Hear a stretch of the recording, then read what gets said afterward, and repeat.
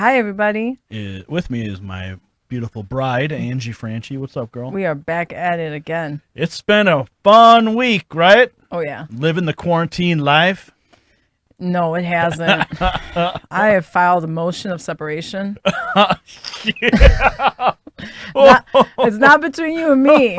It's from myself to myself. I want to get out of my head. I want to be out of my head. Oh, baby, that's crazy. But I'm glad we're doing this right now. This is our time. This is our time with you guys. So I'm thankful that you came back to join us tonight. Yeah, everyone's joining, watching, listening tonight. I bought this ruler so I could make sure I get my social distancing correct. You better exercise that. In case I happen to be out in public so that I know exactly, so I don't get tased or anything like that. Like, you're violating the 6-foot order, you know. Oh my God. Look at this thing. You're going to start a trend. This is a 6-foot straight wood ruler, and it also serves as a paddle, right, babe? Oh, Lord, have mercy. Oh, my goodness. Yeah, so this is 6-foot wood. Speaking of wood, have you guys seen that meme that's going around? I know you have. Oh, my goodness. Wow. It's been keeping us laughing. I think everybody knows by this point what we're talking about. Oh, yeah. Yeah, it was my Facebook profile picture for a minute. Everyone's like, what the hell? My sister thought you got hacked, and I had to explain that one to her, and I'm like, oh, gosh. Yeah, that's a crazy story. I've been getting like 25 million memes, and every time I open up the meme, I nearly die laughing. Seriously, if coronavirus doesn't kill me, it's the memes that are going to kill me. The memes. Thank God for memes, I right? live for the memes. Yes, I really you do. We got a great show lined up today. We're going to be talking with Jennifer Darling with Michigan United for Liberty. Yeah. Michigan is, damn, that governor up there, what is she doing? A lot of people are upset. Yeah. And they showed up. Yeah, the people turned out. And they said, to hell with you and your orders, and we're gonna defy tyranny. Literally, that's what's happening. People are defying tyranny. Michigan is one of the first states to do it. It's having a ripple effect across the country. More and more people are said, dude, we're done. We're not doing the stay-at-home stuff anymore. We want to open up the country. We want to get back to work.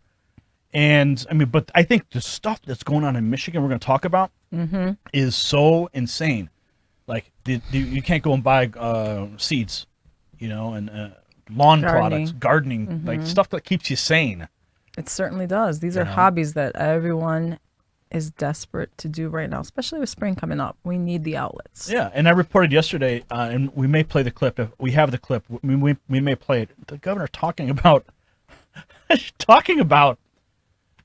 blaming, oh, don't worry, it's you can't go out and garden anyway because we're going to get 30 inches of snow. So my executive order, it doesn't matter because it's going to snow anyway. It's like, shut up. Really? That's what she said. Such, news of joy she spreads. And then speaking of spreading joy, Chris Cuomo of CNN, he's out there spreading joy, violating his stay-at-home orders. We're going to talk about... He's keeping it very real. Oh, yeah. Fredo is not happy. He's busting out. Fredo. It's an Italian aspersion. Hey, watch out, Italia, over there. So we're going to talk about Fredo. He wants to, we're going to play the clip, what he said. And I think he's... Good stuff. I think he's done with CNN, or maybe CNN's done with him. We'll find out what's going to happen. Paul McCartney, you had an interesting clip. Oh, my God. I love article. this. We'll talk about that. I love this part, yeah. Paul McCartney chiming in on the diet of the Chinese people. Telling it like it is. Sorry. Not sorry. Is Paul McCartney going to get canceled by woke culture now because of what he said? Yeah, cancel culture. Is he culturally insensitive? Whoops. We're going to find out. We're also going to look at the origins of COVID-19. Dun, dun, dun. Yeah, that's like taboo. Don't talk about it. But we can joke and talk about it. Don't talk about the origins of COVID-19.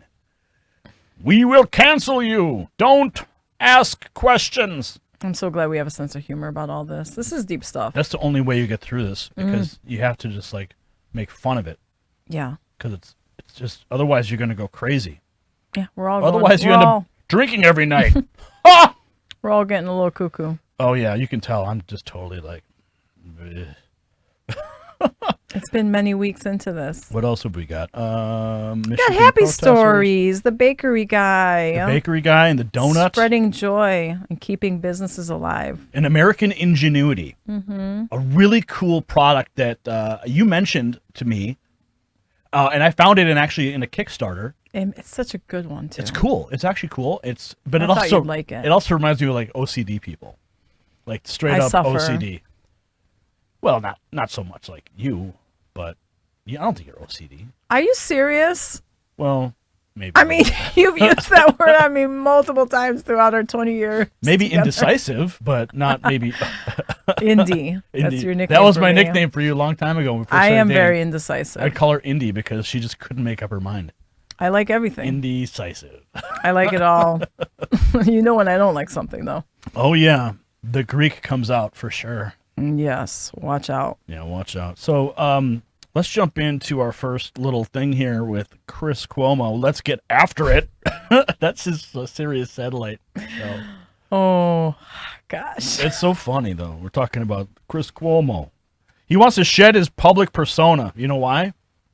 So he can be a jerk. Yeah. How long you been a jerk? How long you been a jerk? That's an old Alex Jones reference, if you guys don't know. No, American Freedom and Fascism. No. That was one of Alex Jones's first movies. Like something about tyranny. He went out to New York and started talking to protesters. And the protester was like, "How long you been a jerk?" to Alex. And that's what we took away from it all we these used to years. say it all the I time. love that. How long you been a jerk? How long you been a jerk? Since birth. Yeah. Anyway. So Chris Cuomo, if you guys don't know, he's a CNN host, and he got hit with a police complaint after threatening an elderly man. A fat tire. He called him a fat tire. What? Right, bike rider. And then he goes on his Sirius show, and goes on this bizarre rant. I mean, I think It's serious stuff. I think coronavirus is getting to this guy. Yeah, I mean, yes, he is. He's saying that too. I think he's like feverish, and then he's.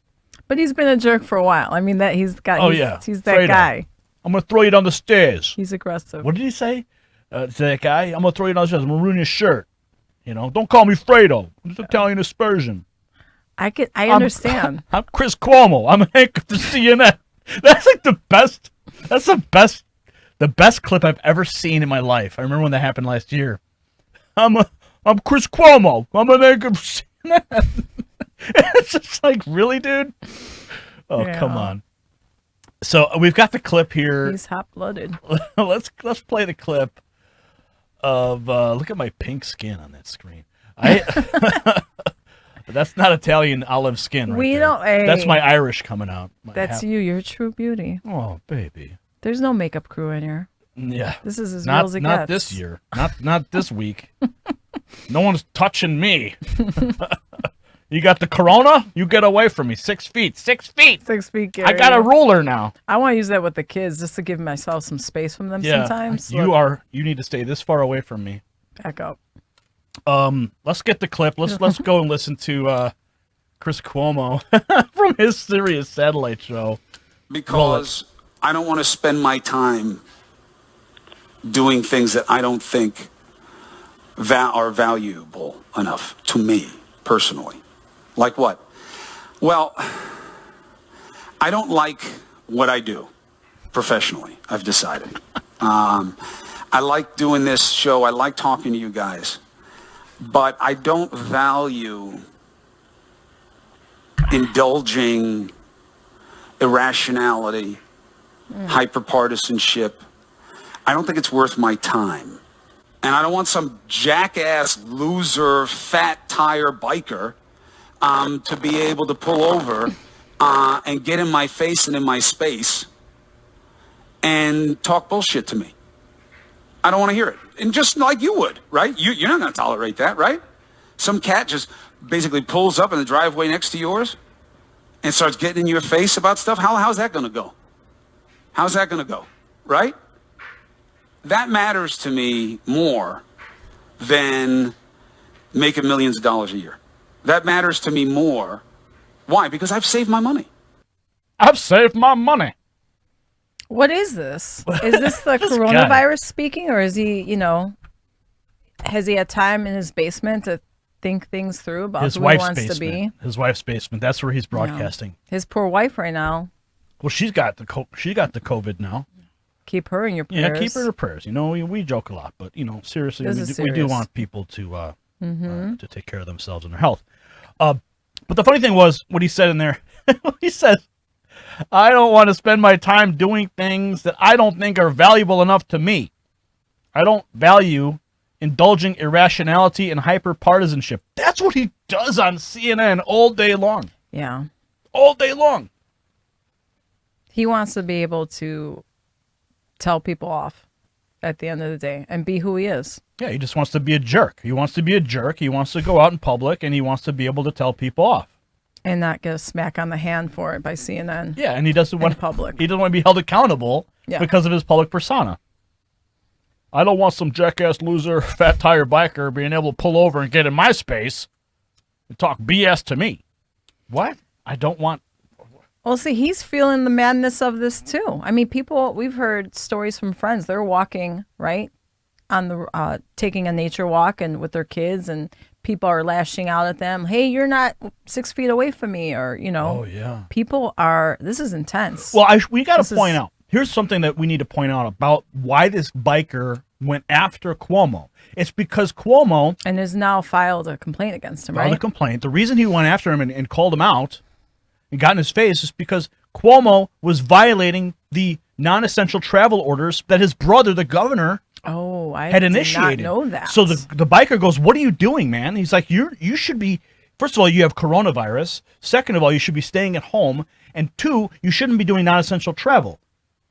So the reason that he was out, you know why Cuomo was out, Chris was out, was because he was visiting a construction site of his new home. Oh, really? So he was up there visiting and overseeing the construction site, and that's why that's why this guy came up to him.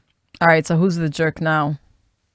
Cuomo's the jerk. Yeah. Cuomo's still the jerk. Sounds like it. But I think it's funny. I think it's funny that he would go on and say, talking about he doesn't want to engage in irrationality and hyperpartisanship when that's what that's they who pay him he to do. is. That's what they pay him to do. Yeah. So I don't know how much longer he's going to be on CNN. Cuomo said his battle with COVID-19 has made him rethink his values and question his position as a public figure. Is he going to... Okay, so what about Paul McCartney, Angie? Paul. Oh, Beatles. Love Who are them. they? Never heard them. Never heard them. The Beatles. You could pretty much take any album from the Beatles and connect that to some part in your life and use that as an explanation of whatever has happened to you. You could use that. Paul is fed up. He was on Howard Stern's show. Oh, he was? Yeah, and he wasn't having it. He was not having it. He was asked about this whole, how things are going for him, how's quarantine going. But he's like, it's got to stop. He's calling the practice of eating bats medieval. Oh, come on. It's not medieval. It's so not medieval. Have you ever had bat soup? It's No. delish. I've had it here on the show with you. Don't you remember? Oh yeah, with a little bit of ramen. A little ramen, a little lemon. Maybe cut up some locusts. Oh. Throw them in there for flavor.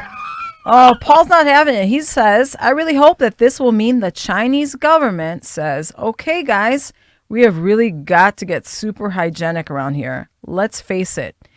It is a little bit medieval eating bats. He's so insensitive, culturally insensitive.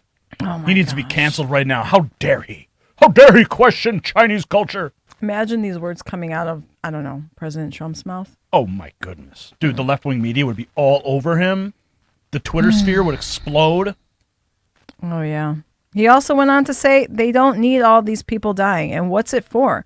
All these medieval practices, they just need to clean up their act.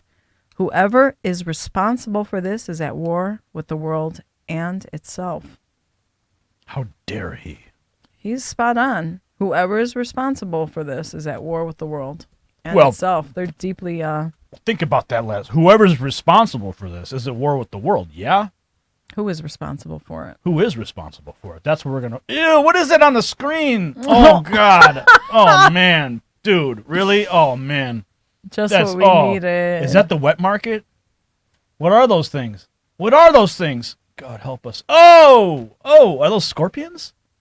Oh, man. That's nasty stuff, dude. That is nasty stuff. It is. I agree wholeheartedly with Mr. McCartney. The point, though, who is responsible for all this? Well, there's quite a few individuals out there speaking about who is responsible for this. Last night, I did an interview with Dr. Buttar. Oh, my goodness. It was. You were on fire. He was on fire. Anyone listening to this show right now, you need to jump over to Next News after this and go listen to that interview with Buttar. It was awesome. And the discussion was about the origins of the virus and what's happening now. Really good stuff. But back to Paul McCartney. Okay. They don't need all the people to die. Whoever's responsible for this is at war with the world in itself.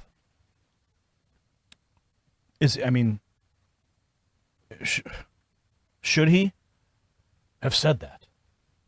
Yeah. Mm-hmm. Oh, yeah. I don't really like to...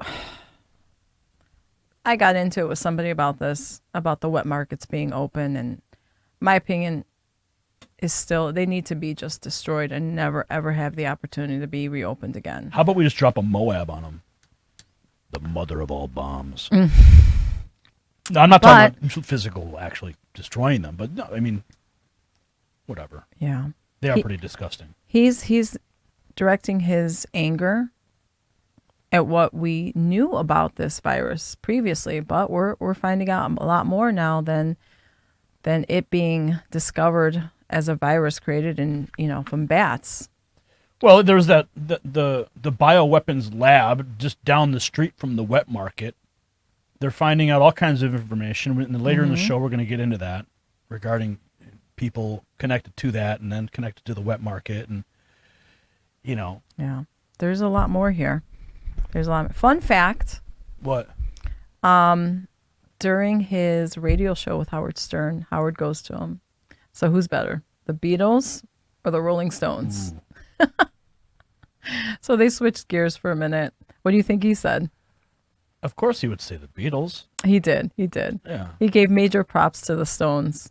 But he did say, they did it all first, and it's true. The Beatles. Who did it all first? The Beatles. Oh, yeah, the Beatles. Yeah, the Stones just follow suit. Mm-hmm. And what was cool, we've seen the Stones live, and that was awesome. Like front row. It was watching, magical. That was for your last birthday last summer. Was it my last birthday? Mm-hmm. And then years ago, we did see Paul McCartney live. That was so cool. That was the best. And we were up in nosebleeds in the United Center, I think it was. Mm-hmm. Mm-hmm. That was an awesome show. I'm so happy that I got to see Paul McCartney. I got to see the Stones. I am concerned about what's going to happen to the Guns N' Roses concert this June with all this going on. Our next rock show. Yeah. We've seen Guns N' Roses a couple times since they've been back on tour, and that's a fun show. Yeah. That's a fun show. So what are you? Are you Beatles or are you Rolling Stones? Ooh, it's all about the mood, I think. I know. Because the Beatles, for me, is very, it's like fun and lovey, but the Stones always seem darker. So it just depends, what kind of mood I'm in. Mm-hmm. Good. If I want to get into, sort of a darker mood, a black mood, then I might put on the Stones. Yeah. But the Beatles is just kind of uplifting and fun. So you can never go wrong with the Beatles. It'll always lift your spirits, I think. But it's fun to see McCartney speaking out, though. Yeah, he's got a voice. He certainly does, and I'm glad that he did speak up. He said that they did slavery forever too, but you have to change things at some point. China has 1.4 billion citizens and is classified as an undernourished nation suffering from chronic hunger along with 100 other nations. They are starving. They will eat whatever is available. And that's where these wet markets come in. It's wild. Wild, wild, wild. What is this? I'm looking at my notes here. Sheep penis? tuna eyeball, bird's nest soup, chicken testicles, balut, scorpions, 1,000-year-old eggs, snake soup. If you're in China and you wake up one morning and see a spider on the wall, you wouldn't be screaming to kill it. You'd catch it and make it into your breakfast. Am I being culturally insensitive? I'm just speaking about what they're doing over there. I love Chinese food, but I'm not going to find any of that stuff on the Panda Express menu, you know? Just give me some orange chicken. Americans are not ready for any of that. I want orange chicken, not orange rat. Okay, not orange dog. Oh gosh. Didn't you tell me, Angie, that you know for a fact, being in the family, you know, in the restaurant business all your life, that they've caught Chinese restaurants in the United States, in Chicago, with dog meat. I'll have to bring that article up. I have to find it, but I do recall an article. Yeah. Just like that. Yeah. The practices are not clean, and they're not desirable. So what we do know for sure is it's not about a bat. We know based on our show last week with Dr. Shiva, and then last night with Dr. Buttar on the Next News Network, 2 interviews you must see, that they both explain how the virus shows genetic markers proving that without a doubt COVID-19 was created in a lab. That's what these doctors know. Dr. Buttar even suggested how Fauci changed the law. That's what we talked about last night. Changed the law in order to create the virus in coordination with the Gates Foundation and the World Health Organization in its creation. Okay. So we're going to talk more about the sources. We're going to talk about what happened in the lab when we come back. Going to get to the meat of it. We're going to get to the bat meat of it. Paul, if you're watching, call in. Yeah, we're waiting for Paul McCartney to call in. Wait. But no, we do have a great guest coming up later, Jennifer Darling, Michigan United for Liberty. We're going to get down and tackle some tyranny in Michigan. Tackle some tyranny, yes. All right, let's do it. We'll see it on. We'll be back. I'm stepping on my own tongue here. It's all right. I'm tired of saying, "Catch me on the flip side." No, I got to come up with something better. We didn't talk about our new sponsor yet either. Okay, we'll come back on that. We'll be back, guys. The G-Cast will be right back after this short break from our sponsors.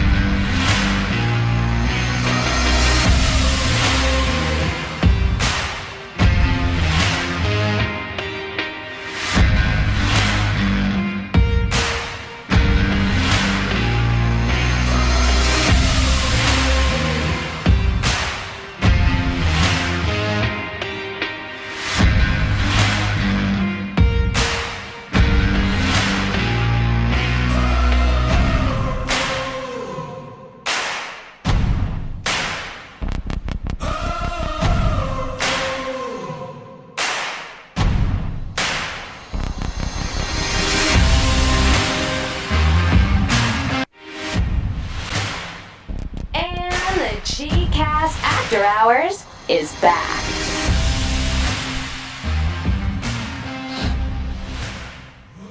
Yeah. Welcome back, everybody. Oh, we are back.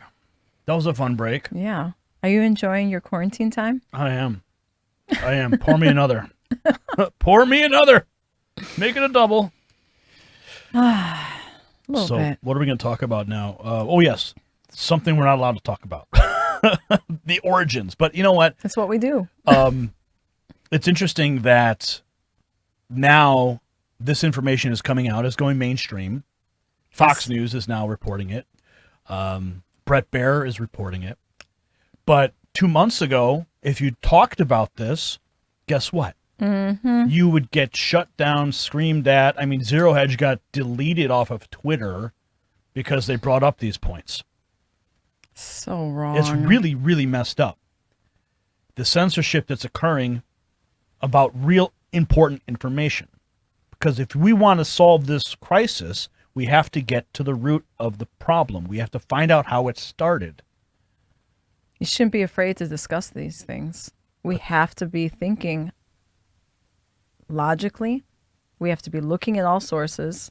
You shouldn't be erased from the internet or, canceled out from the world because you're speaking up on something that maybe hasn't hit mainstream yet, right? Well, and freedom of the press and freedom of speech and freedom of religion, freedom to assemble, these are all specifically enshrined in our Bill of Rights, in our Constitution, and that is what governs the United States, that document. And then you have these tech companies who are being influenced by the Chinese. You got the tech companies who are influenced by the Chinese. The Chinese are now sending information to the World Health Organization, disinformation, blocking the information because what? Because they don't want to look bad. They don't want you thinking that way. Source, okay, this is Fox News headline. Sources believe coronavirus outbreak originated in a Wuhan lab as part of China's effort to compete with the United States. Oh, I forgot. Shocking. I forgot. Before I go further, how's your coffee? Oh. Is it good? Very good. It smells delicious, actually. Thank you. I agree. And you know what kind of a coffee person I am? You're a coffee freak. I am. Yes, you I don't are. mess around. I'll tell you right at the beginning if I like it or not. This is, can you get a shot? Here, Franklin's Finest. There it is. They sent us 720 servings. Smile, Angie. Hey, smile. It smells amazing. And we opened it up. I guess you're not supposed to do that because it has a shelf life of 25 years. So But we broke it. We broke the quarantine. No. We did. But they're all individually packaged. Yeah, There's look at that. 60 servings per package in there? 60 servings, and it's freeze-dried coffee. So one, how long do you think this would last you? Open pouch, remove oxygen absorber, spoon a teaspoon of Franklin's Finest coffee into your favorite mug, I don't add know. 6 ounces of hot water and stir. Maybe a month or two? A month or two? You'd probably be snorting this stuff by the end of the week. Oh, it's nice. You crush it up, snort it real good. It's very nice and very easy to make. I mean, I went to this coffee this morning versus my regular coffee because it tasted so good. It's cool, though. It's only $97 for that bucket. $97, 720 servings. And it's shipped in that bucket, so it's designed to sit on the shelf for 25 years and stay good. And it's non-GMO. Yeah, that's cool, Okay. too. It is cool. I mean, that's what I look for when I buy coffee. And that was not in my original notes. And then when we opened up the package, we saw it's And I got really excited. like, I'm whoa, it's non-GMO. I took pictures with the bucket and I was sending them to you with hearts on it. Yeah, you're like, oh, it's non-GMO. Look at you. Yeah, you're posing with the bucket. I did, a little bit. It does smell delicious, though. I do love the smell of coffee. I don't drink coffee as much. I know you like your little coffee partner, but I'm I'm an energy shot guy. I ain't got time for coffee. Yeah. You like those energy shots, man. Yeah. Not my thing. So Wake Up with GCast right there is where you can get your Franklin Finest coffee. And I think, you know what? For that price, though, I know we're kind of running long on this sponsor point, but for $97, that amount of coffee, why don't you just buy it and have it keep one in your shelf. I did. I mean, keep one for your shelf, and then you have one just to drink. on a daily basis because that's a lot of damn coffee. It is. I'm going to be using it since For it's here. I know $97? it's for emergencies only, but hey, we're in quarantine. This is a pandemic. I can use it. You can order another. Okay. So back to the outbreak. This is interesting. Like I said, Outbreak. Fox News, they're saying sources believe the outbreak originated in Wuhan lab as part of China's effort to compete with the U.S. Welcome to the party, Fox. We've been saying this. Hello. New information is showing that blaming the wet market was an effort by China to deflect blame from a Wuhan laboratory, along with the country's propaganda efforts targeting the U.S. and Italy. U.S. Embassy officials warned in January 2018 about inadequate safety at the Wuhan Institute of Virology lab and passed on information about scientists conducting risky research on coronavirus from bats. That's according to the Washington Post. Now, Angie, did you know? Yeah. This is huge. This is really huge. And do we have a note in here about this? I don't want to jump ahead of my skis here. Okay. But, okay, so we have the Department of Justice point as well. But what I want to bring up is that I think one of the biggest stories this week, and thankfully Tucker Carlson's talking about it too, is that $3.7 million during the Obama administration through Fauci and the National Institute of Health was transferred to the Wuhan laboratory so that they could continue doing what was banned in the United States. I think that's probably one of the biggest stories to come out about this, is that Fauci worked around the moratorium that was placed on studying coronavirus because it was too risky here. They said, we can't do it. It's too dangerous, Angie. And then they took the damn taxpayer money and sent it over to China, and they've put it in a lab that was not even capable of handling it. The stuff gets out.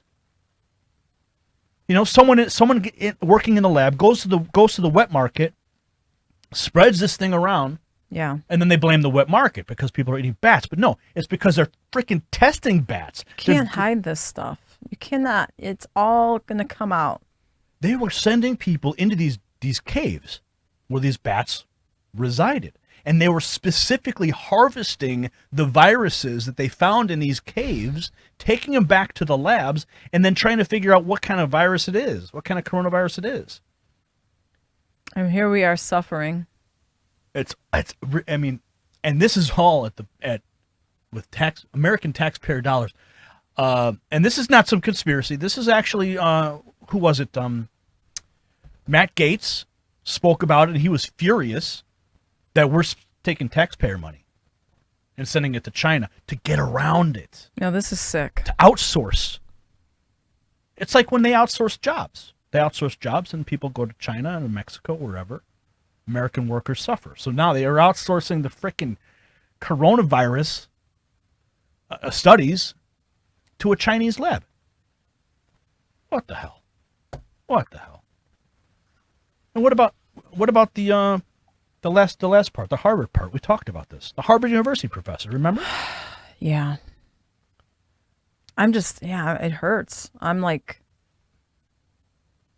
we're experiencing this right now. We're in the middle of this. The Department of Justice. Yeah. Read that, Angie. The Department of Justice announced back in January that the chair of Harvard University's Chemistry and Chemical Biology Department and 2 Chinese nationals were charged in connection with aiding the People's Republic of China. Dr. Charles Lieber was paid $1.5 million from China to build a lab in Wuhan. Then he was paid an additional $50,000 a month to work from Harvard and share his work with China.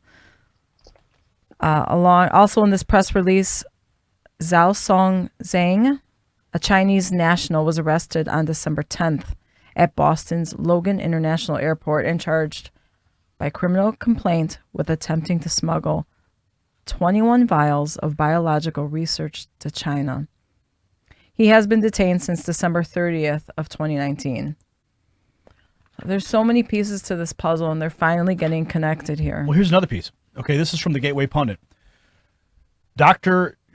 Shi Zhengli, who ran the coronavirus research in Wuhan, had the U.S. project shut down by the DHS in 2014 for being too risky. A prior leak killed a researcher.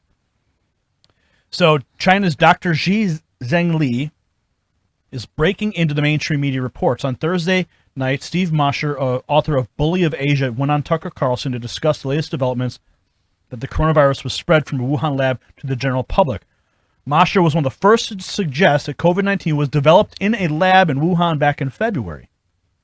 But I think the point that they're not saying here is that it was already being developed in the United States, and then it was brought to China.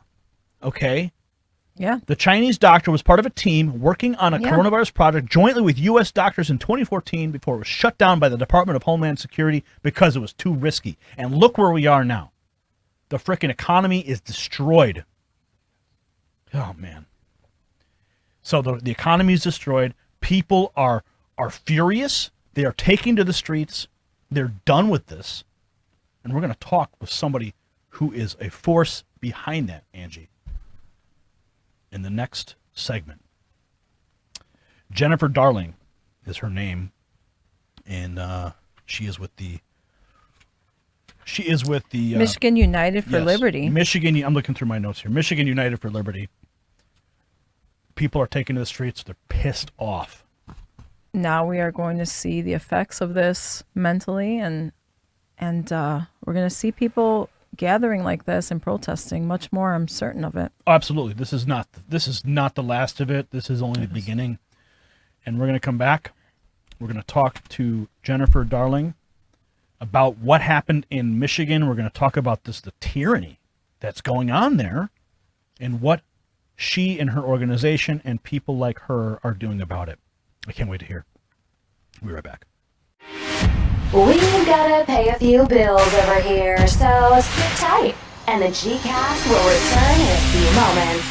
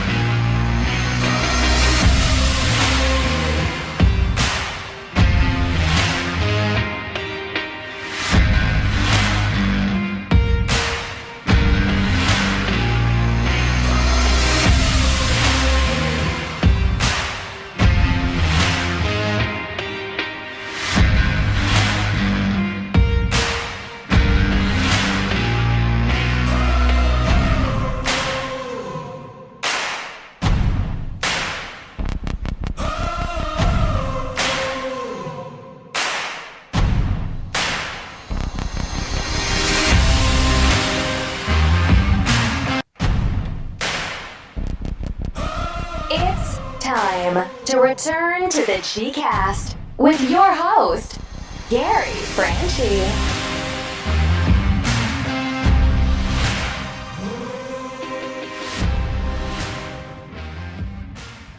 Welcome back to the Gcast. I'm Gary Franchi, sitting here with my beloved bride, Angie. What's up, girl? Hi, baby. How was that break? Was that awesome? That was a good break. A fun break. Okay, so we're talking about tackling tyranny here. This is America. America. And we don't take kindly to tyrants around here in these parts, right? All these parts. And one of the tyrants right now is, man, she's up in Michigan. I think she's really doing this to posture herself to get to the VP nod from Biden. We've heard that. You know, she's trying to make waves. She's trying to get headlines, and she certainly is. Our next guest is helping to tackle that tyrant. Her name is Jennifer Darling. She's with the Michigan United for Liberty, and I want to welcome you to the show. Welcome. Hi, thanks for having me. Absolutely. So, you know, I was going through a lot of the news from Michigan, and I'm just totally in shock. The one thing that popped out is a judge is letting cops jail anyone suspected of being sick with coronavirus. That's actually happening. So that's one point. We also have on a good note. We have 4 Michigan sheriffs who won't enforce Governor Gretchen Whitmer's overreaching executive orders, and they will apply common sense. We all need to have a little bit of common sense. We all do. So, Jennifer, you know, the Trump administration laid out a plan to begin reopening the country, and part of the plan leaves the responsibility to each state's governors. Some governors have pushed back at Trump's recommended speedy timeline, citing their states may never be back to normal without a national vaccine or testing. So people would be required to show vaccine papers, to attend social gatherings or work. That's being discussed here in Illinois.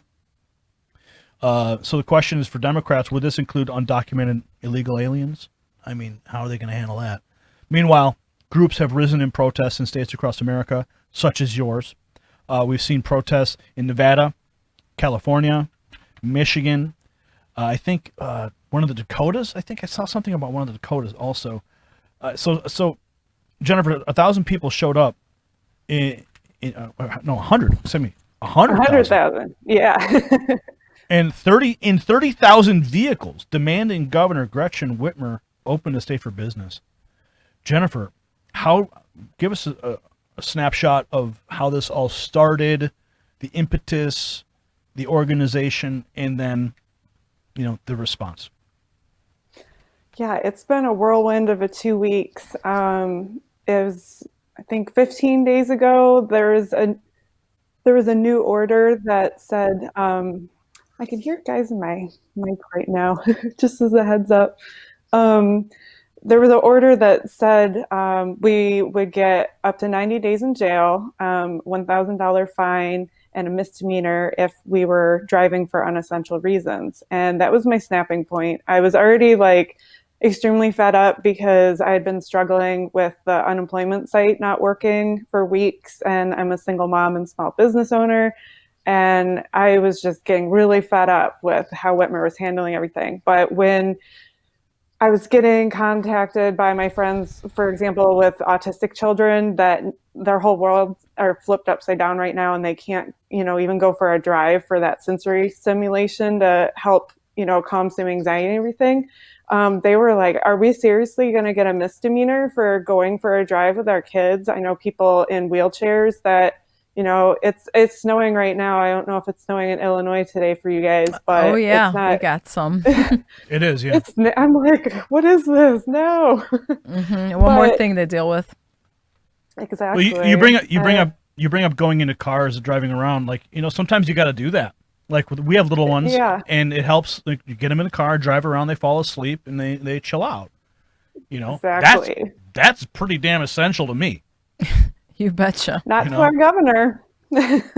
Wow. So that's when I snapped, and I put together a Facebook group, and we planned a protest for, I think it was April 7th, that our legislators were going to be voting. She asked for a 70-day extension on her executive powers, and it wound up being a 23-day extension. But we had about 40, 50 brave souls that showed up that day. We were very concerned what, legal ramifications there would be, but the police were, they respected their oath and let us do our thing. And that just gave the green light for other groups to come out. So Michigan Conservative Coalition spearheaded the big event that just happened on Tuesday, and we all rise together. And yeah, the local news had an estimated tally of 100,000 people and 35,000 cars, but I don't know if that includes the 3 miles of cars on the highway that couldn't even get into town because it was so packed. Wow. You know what's interesting about that, and I think it's I've been protesting, I've been in the streets, I've done rallies. Who, you? Yeah, No. national events. We protested the Federal Reserve System years ago, and We had some good times. that was good. What's up? Yeah, hanging out with Ron Paul in the Capitol in Washington D.C. Good times. But sometimes it's not easy to get people to come out to do a protest or a march or something like that. But considering everyone's out of work, they got nothing better to do. Let's go rise up. Let's rise up against the tyrants. I'm still in shock that she would go ahead and put these executive orders together, tell you guys you can't go out and take a drive. I mean, in California, they're arresting people on a paddle boat, or whatever, sailboat, whatever the guy was doing out there. What's this? What about this one here? Michigan tyrant governor cracks down on lawn care services. This is from Law Enforcement Today. Okay, so you paint a very good picture here, because this is the side that the media isn't including when they were covering this protest. People have had it. And this is inevitable. This is what you're going to see. This is part of what we're all going through. Mm-hmm. You can't garden. You can't go for a drive. You can't work. You're out of work. You lost your income. Now what? Now they rise up. And even if there's a thing we can't even buy American flags. So, yeah, we can't buy American flags even. The stores that's not essential. Folding chairs are not essential. It has nothing to do with public safety, because if it did, makeup would be considered non-essential, because, you pick it up, you test it with your skin tone, you put it back, all the germ spreading with that. We're allowed to do that, but we aren't allowed to buy gardening supplies, go in our boats. It's just completely illogical. The liquor stores are open though, right?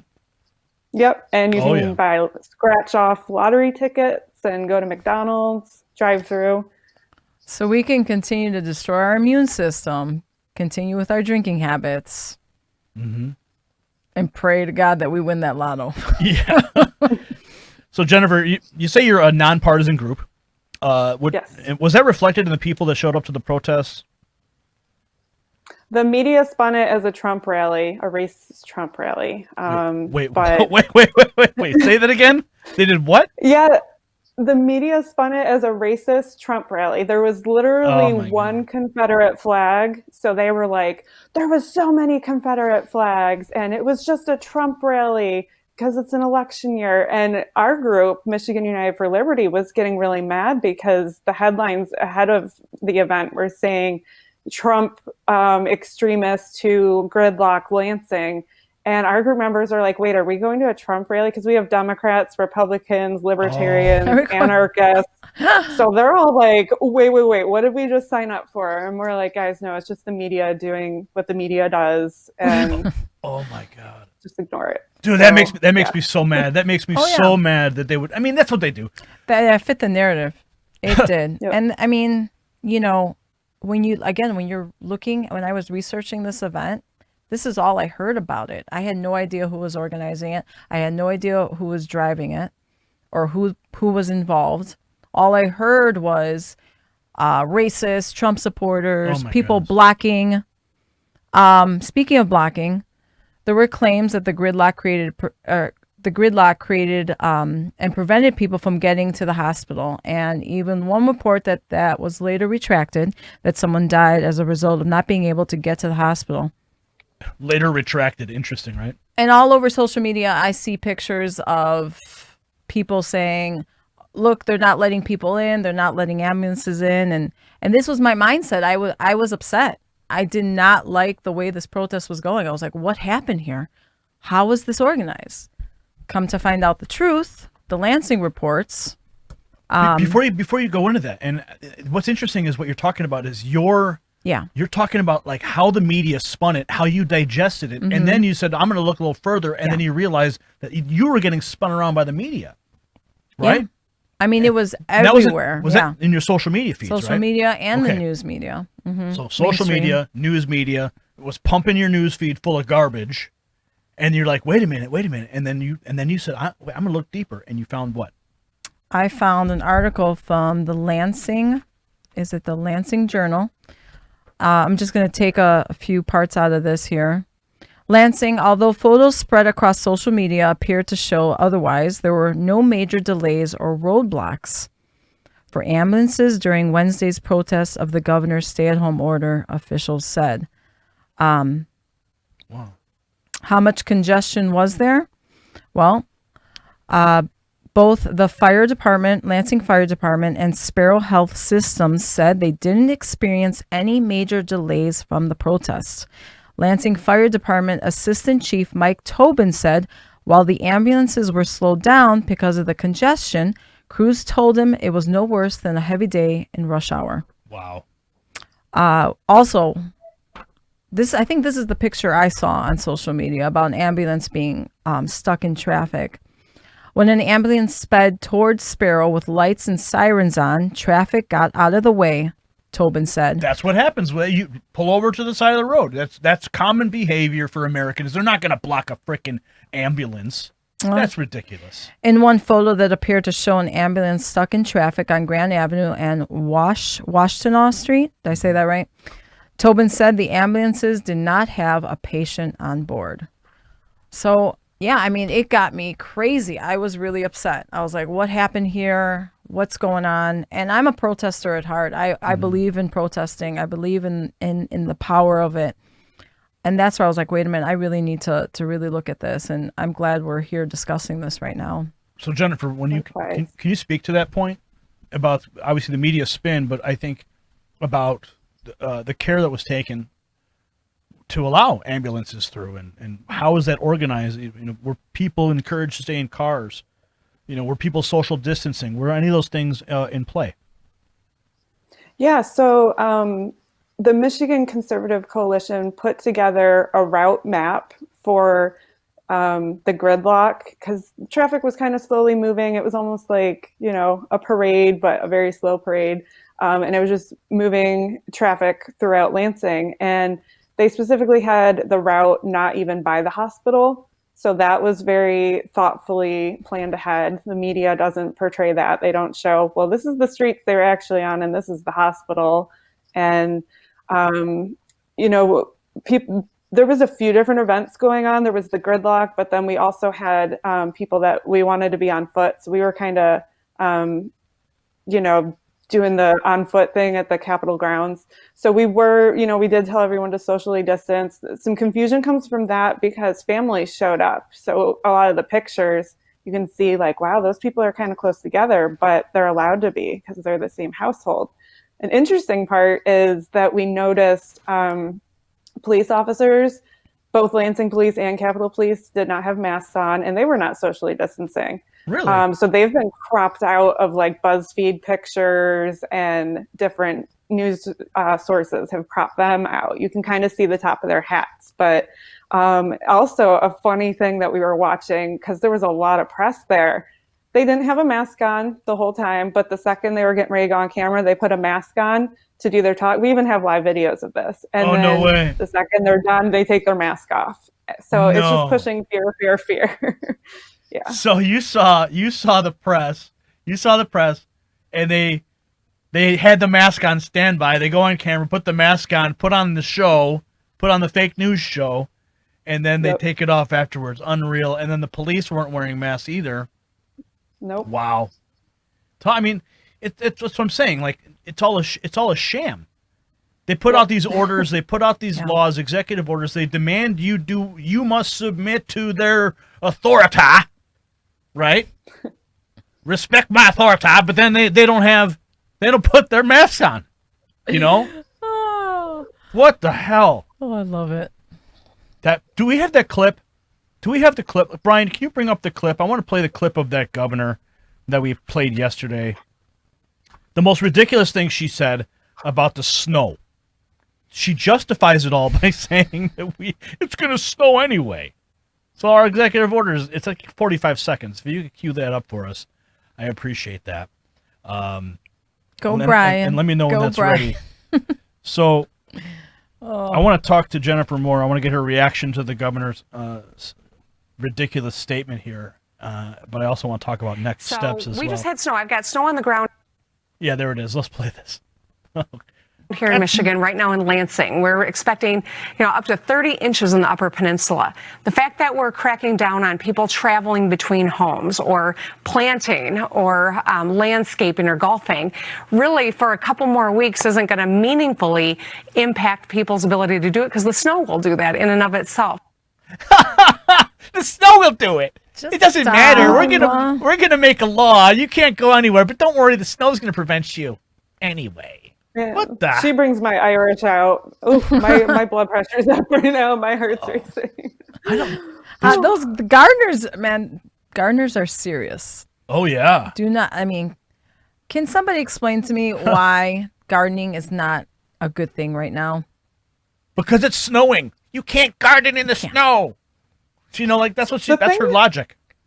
Go ahead. The thing with the snow is here, at least in the lower, part of the state, snow in April, it comes, it lasts the day, and then it's gone the next day. So we've got 1 day of snow today. Tomorrow and rest of the 10-day forecast is going to be in the 50s and 60s. So to take advantage of 1 day of snow to try to justify weeks to months of action. No, it doesn't. No. Man, Yeah. she's nuts.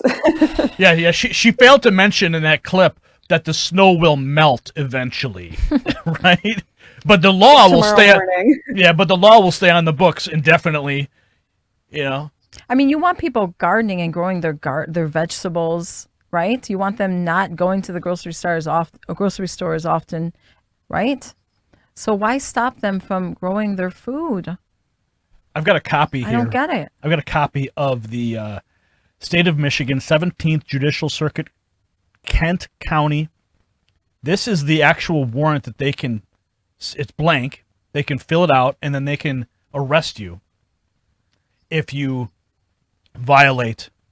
It says here, petition, affidavit, ex parte order for transport and or temporary detention regarding containment of COVID-19 and protection of public health. They actually have it now where they can arrest you if you are suspected to be sick.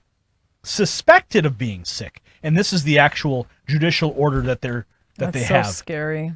If you're suspected. This is straight up tyranny. Yeah.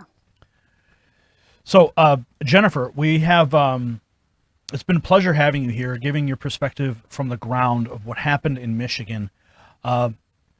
What's next? Because this is not over yet. And the things we've covered on this program here so far are pretty hardcore, talking about the tyranny in your state. What is next for your organization? How are you going to move forward?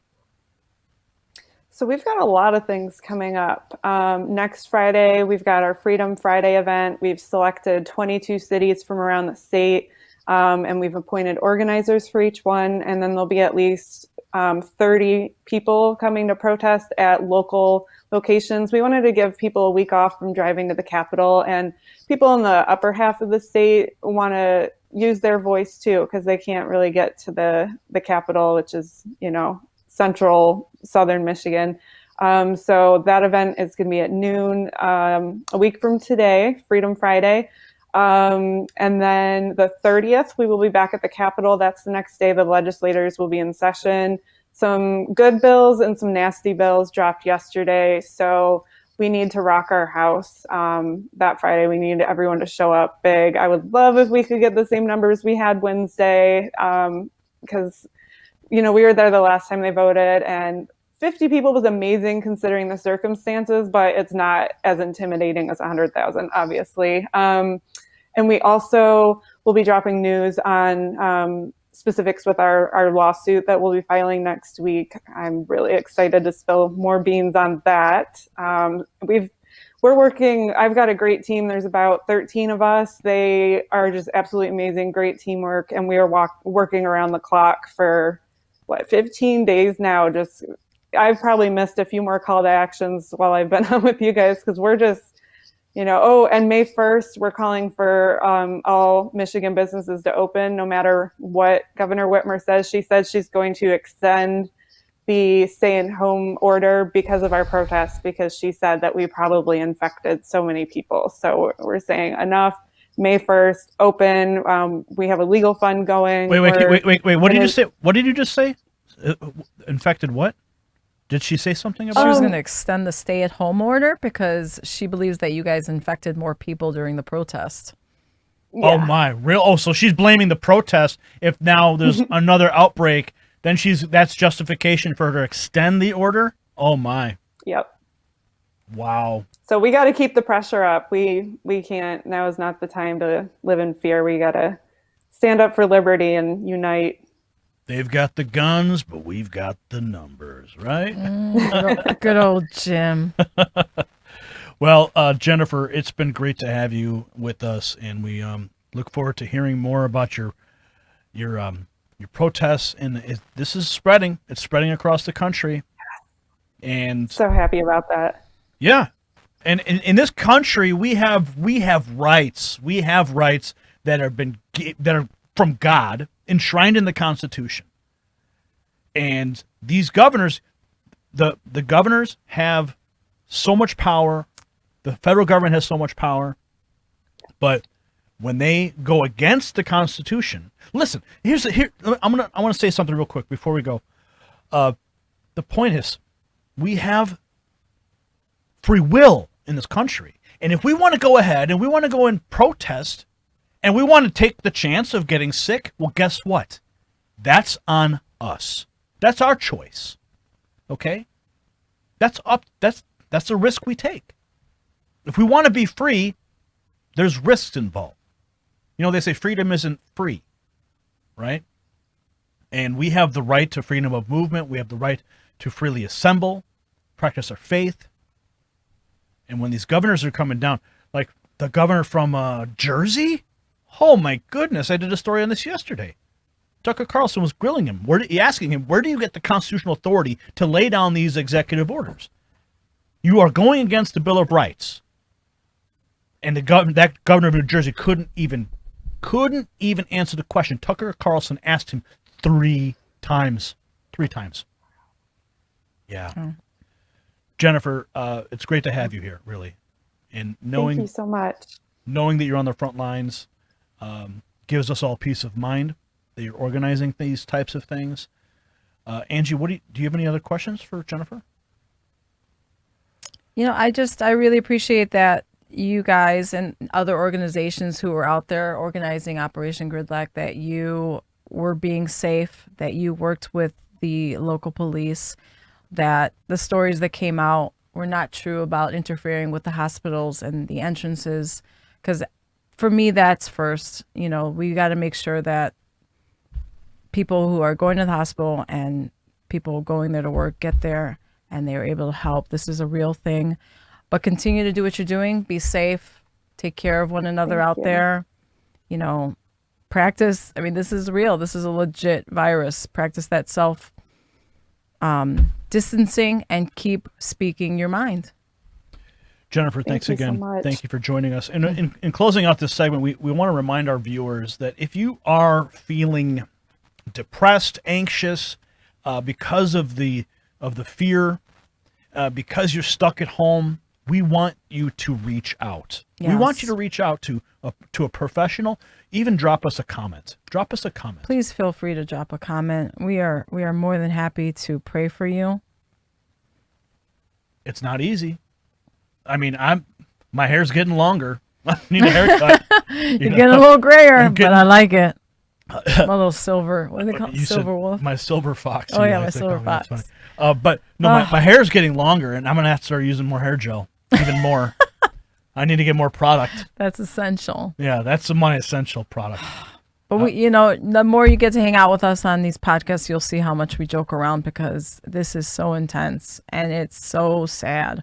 But we are getting through this. We are together. And we absolutely mean that. You guys, if you need prayer, we are here to pray for you.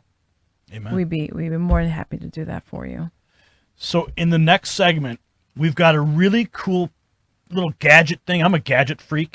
I like, if anyone knows me, they know, like, whenever they see me, I've got some new toy. Yeah. It's like, it's just the way I am. I always sing the Little Mermaid song, but I switch it up. Gadgets of plenty. He's got who's its and what's its galore. Okay, I'll stop. He's got thingamabobs? He's got 20. Oh my goodness. I know everybody who knows the song is singing in their head right now. You know you are. Oh yeah. So anyway, we're gonna show you this really cool product here. I think we do have the video of that. We're gonna show you this, and it's also gonna contribute to Angie's OCD. It's a healthy thing. Yeah. All right. Oh Lord, we'll help see you me. on the other side of this break. I'm putting a moratorium on flip side. That word. I'm done. I like the flip side. No, it's so played out. How about come on back? Y'all come back now. You're here. All right, we'll be back on the flip side. Don't go anywhere. Gary Franchi will be right back after a word from our sponsors.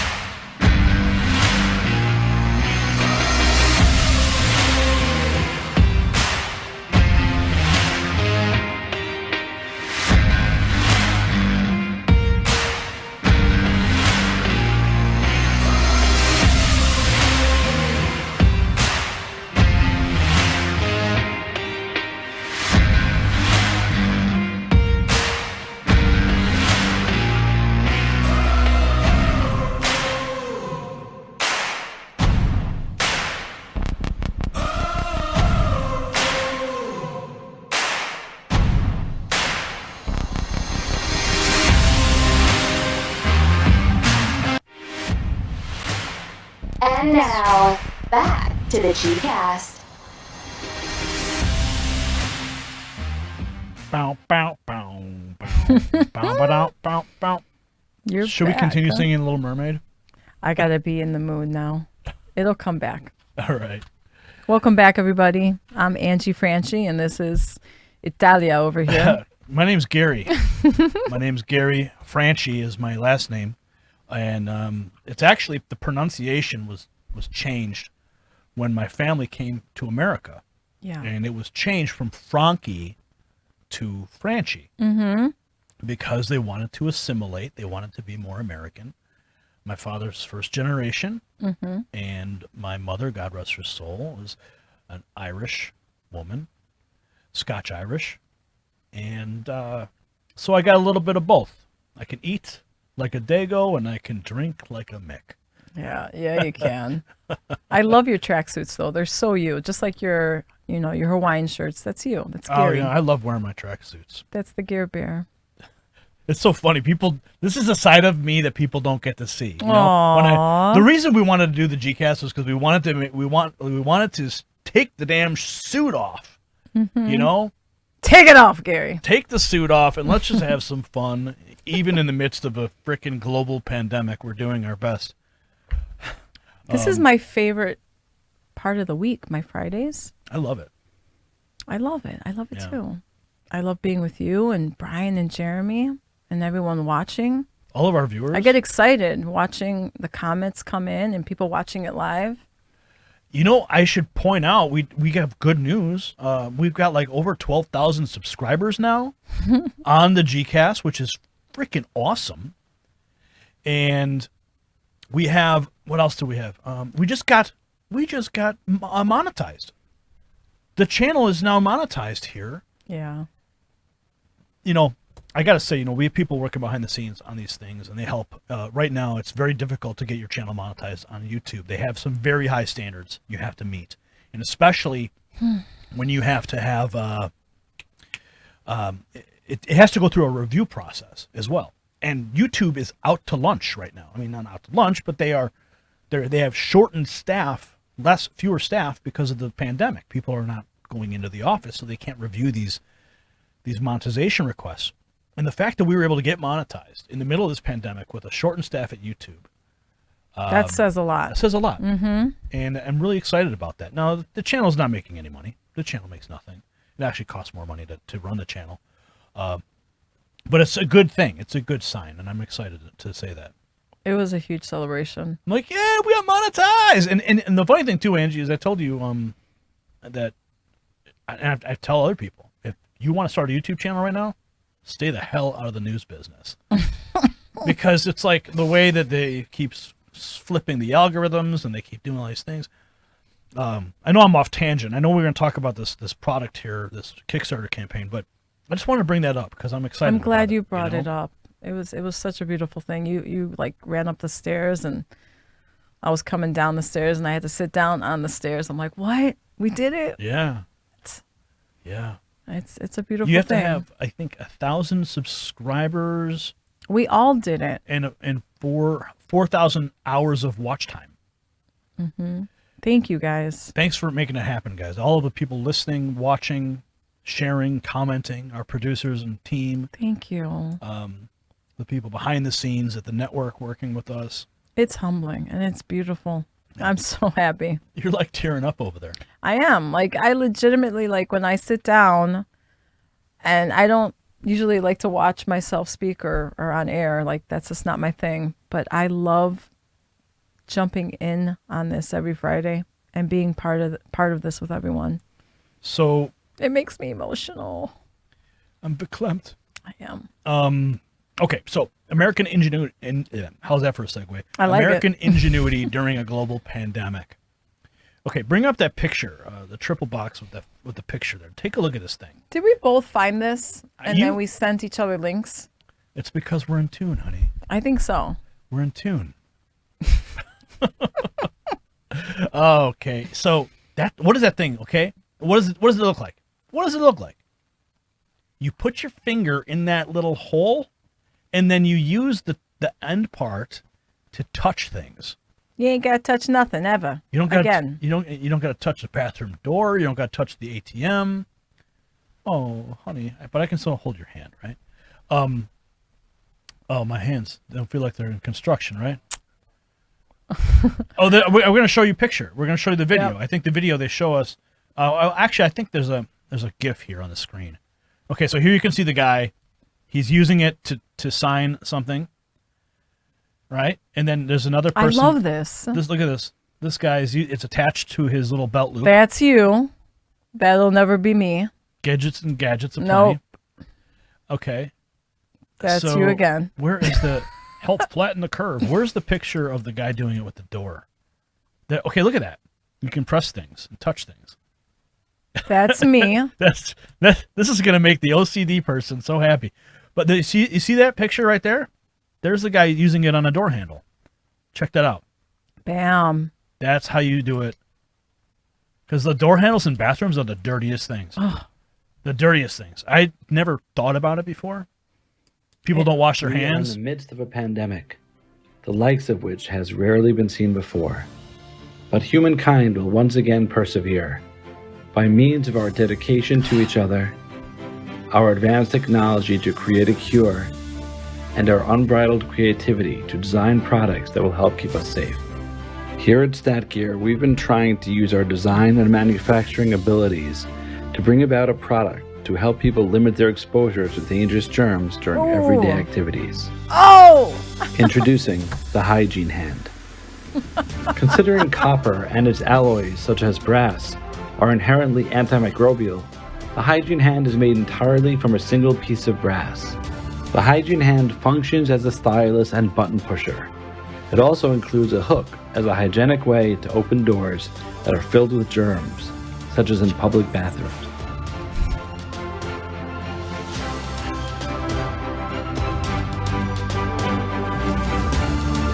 We're manufacturing the Hygiene Oh, Hands. man. All right. Okay. Sell it. Yeah.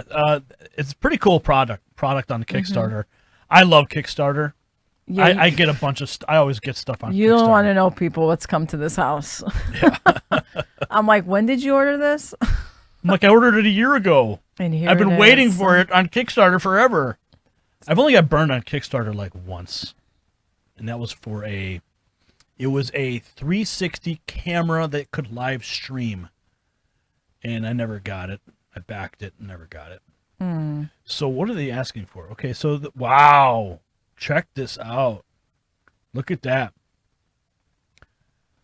$433,000 they've raised of a goal of only $5,000. Oh, my goodness. They have 8,511 backers. And look at that. They came out with this product at the right time. They sure did. And so you found this? Did you find this? I found this, and then I sent you the link. I'm like, wow, this is great, because again, it's the right timing for a product like this to come out, right? What's interesting too is it's so simple. Like some of these products I see on Kickstarter are like complicated. I'm a tech guy. You know, I love gadgets aplenty, as we just discussed. I like computer camera stuff, drones, and things that have buttons and electronic formulas and stuff. But this thing, But who cares? You want more? oh no, yeah, exactly.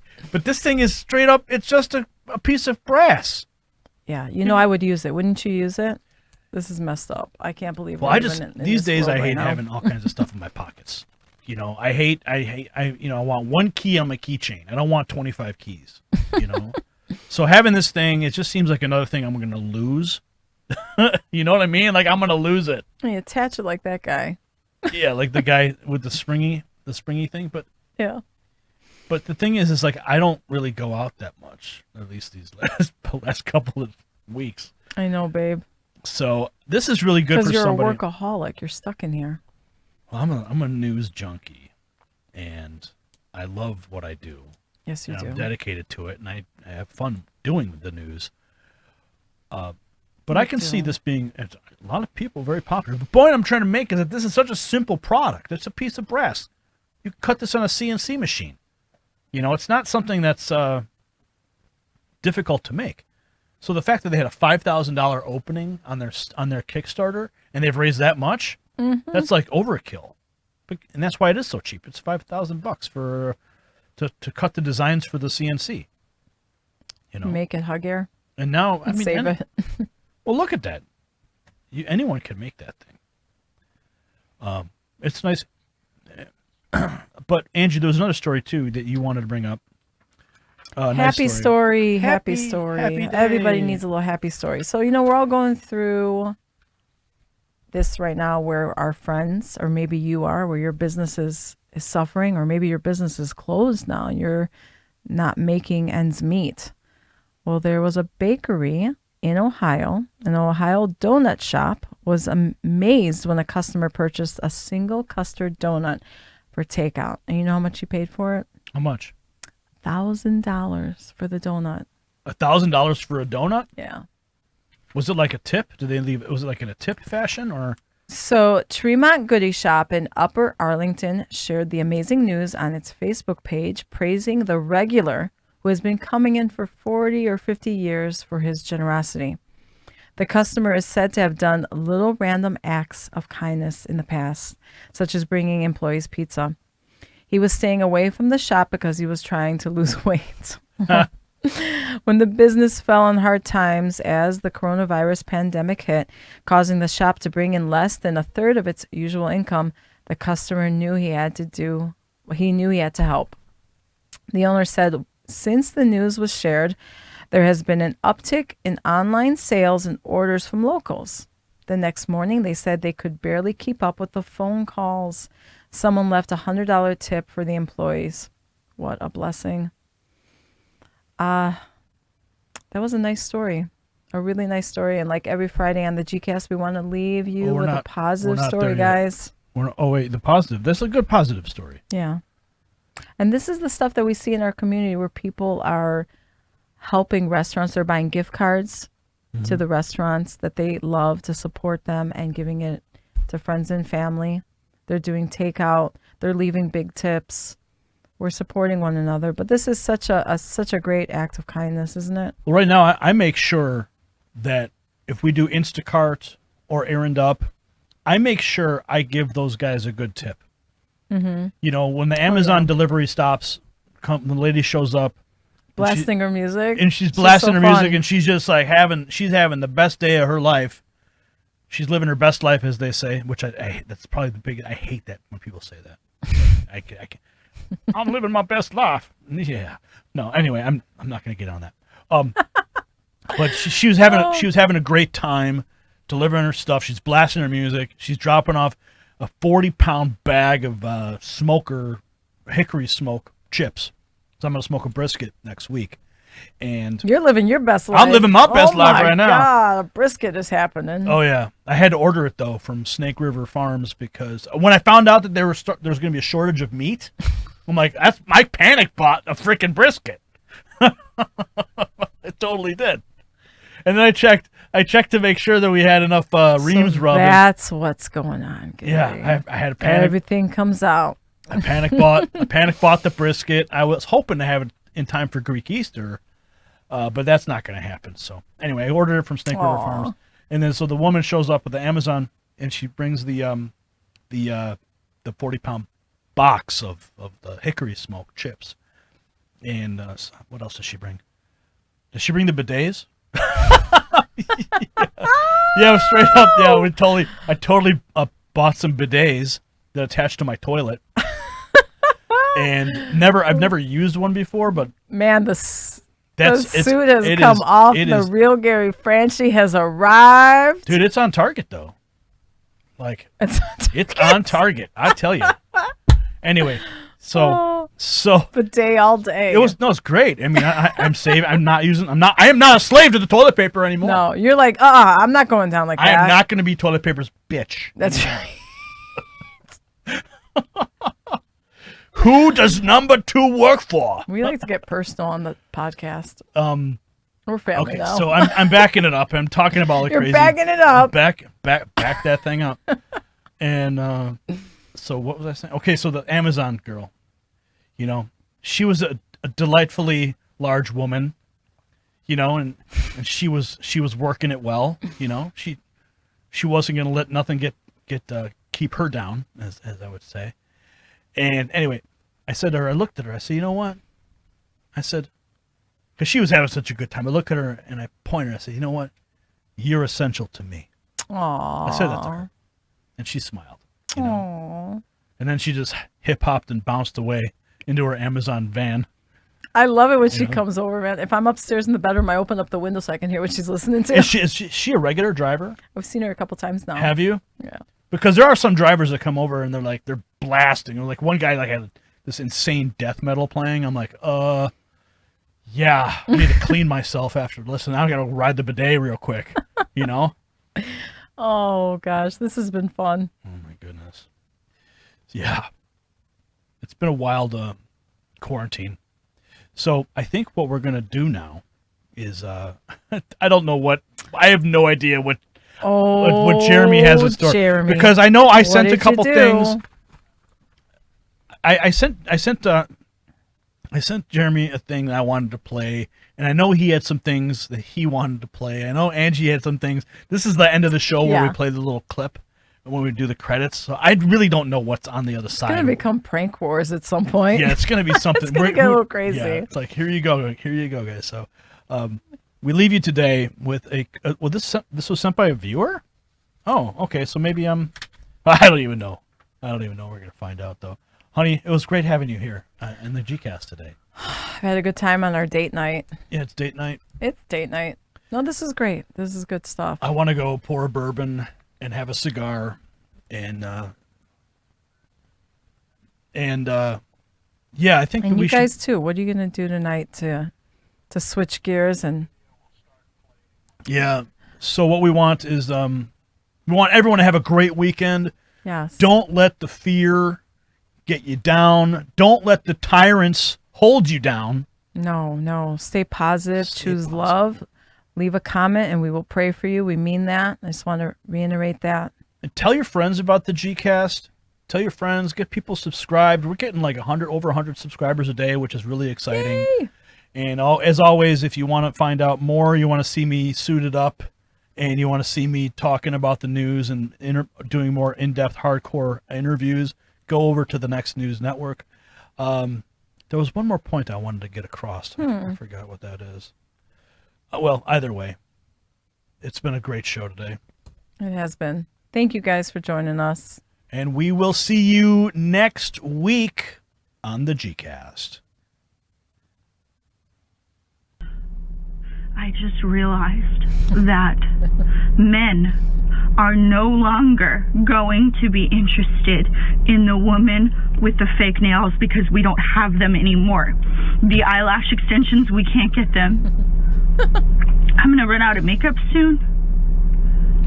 Men are gonna want the woman who can catch a chicken and take the feathers off of it, or gut a fish, or churn some butter, or whip up some toilet paper, spin it somehow. Paper. I can't do any of it.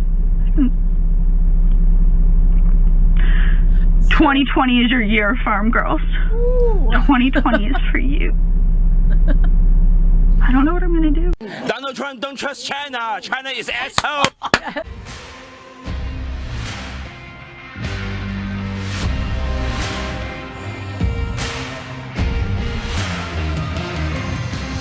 That's all we've got for you right now. Gary's gotta run. We thank you for tuning into our podcast. If you're hungry for more, head on over to Gary's Next News Network YouTube channel for the latest news and commentary on current events. Until next time, stay gold.